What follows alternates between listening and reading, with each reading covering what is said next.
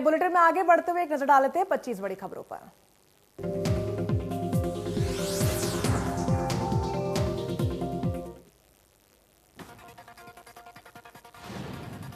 Police अधीक्षक ने बताया कि उपचुनाव को लेकर पुख्ता प्रबंध किए गए। हल्के में 54 में से 20 गांवों को अति संवेदनशील गांव के रूप में चिन्हित किया गया है, जिनमें पैरामिलिट्री फोर्सेस की तैनाती की गई है। पूरे विधानसभा क्षेत्र को 6 जोन्स में बांटा गया है। योगेश्वर दत्त के जन्मदिन पर मुख्यमंत्री मनोहर लाल ने ट्वीट कर बधाई दी। लिखा, देश विदेश के पहलवानों को अखाड़े में चित कर हरियाणा का नाम रोशन करने वाले लोकप्रिय पहलवान योगेश्वर दत्त को जन्मदिन की हार्दिक शुभकामनाएं। कृषि मंत्री जेपी दलाल ने चीन और पाकिस्तान के साथ कांग्रेस पर निशाना साधा। उन्होंने नहरी पानी को लेकर किरण चौधरी के दिए गए बयान पर भी पलटवार किया। कृषि मंत्री ने दावा किया कि कांग्रेस अब दोबारा सत्ता में वापसी नहीं करेगी।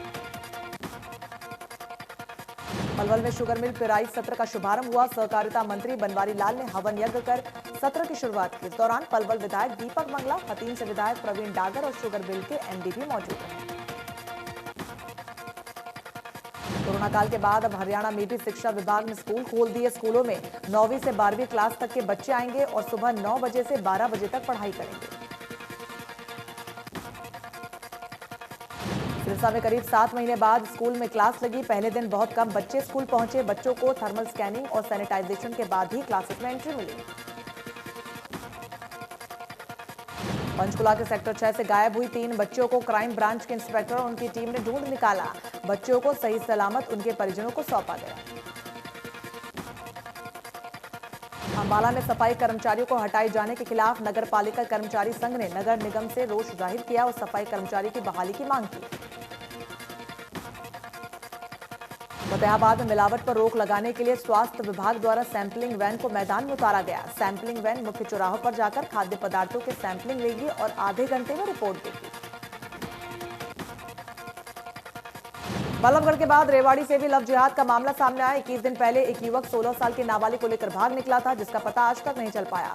पीड़ित परिवार सहकारिता मंत्री बनवारी लाल से भी मुलाकात कर चुका है, लेकिन अब तक परिवार को उसकी बच्ची नहीं मिल पाई। निकिता हत्याकांड को लेकर हुई महापंचायत में एनआईटी के विधायक नीरज शर्मा पर जूता फेंकने की कोशिश की गई। पंचायत में एक युवक ने नीरज शर्मा की ओर जूता फेंका। उत्तर प्रदेश के मथुरा में मौजूद एक मंदिर में नमाज पढ़ने को लेकर विवाद खड़ा हो गया है। मथुरा के नंद बाबा मंदिर में धोखे से नमाज पढ़ने का आरोप लगा। मामले में 4 लोगों पर केस दर्ज किया गया। मंदिर प्रशासन की शिकायत पर 4 पर केस दर्ज। जींद में बेखौफ बदमाशों ने घर के बाहर महिला के सर में गोली मारी। गंभीर हालत में जख्मी महिला को रोहतक पीजीआई रेफर किया गया। सीसीटीवी में कैद हुई वारदात। पंचकुला में क्राइम ब्रांच ने मोस्ट वांटेड अपराधी को गिरफ्तार कर लिया। आरोपी ने सेक्टर 20 में गोली मारकर लूट की वारदात को अंजाम दिया था।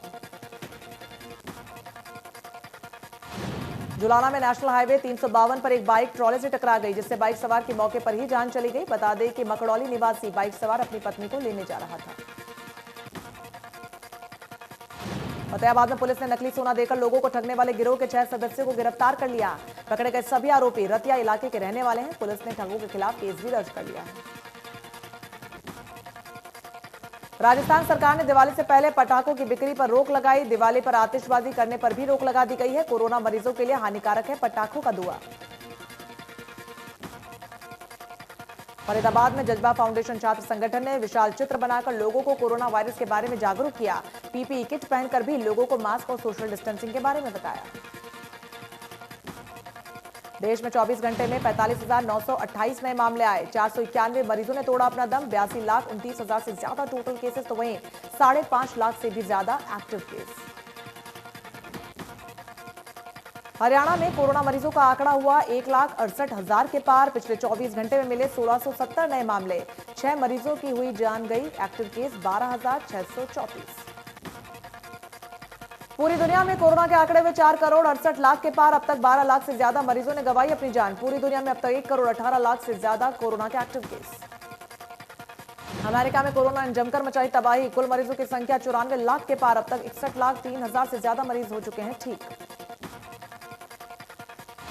कोरोना के मामले में पूरी दुनिया में तीसरे नंबर पर ब्राजील। अब तक 60,000 से ज्यादा 1,60,000 से ज्यादा मरीजों ने अपनी जान गंवा दी है। कुल मरीजों की संख्या 55,45,000 के पार।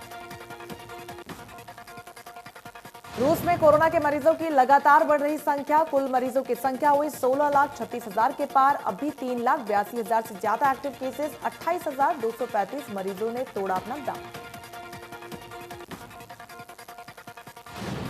कोरोना की दूसरी लहर से नहीं बच पाए डब्ल्यूएचओ के प्रमुख टेड्रोस अदनोम। डब्ल्यूएचओ प्रमुख की कोरोना रिपोर्ट आई पॉजिटिव। एहतियात के तौर पर खुद को किया क्वारंटीन।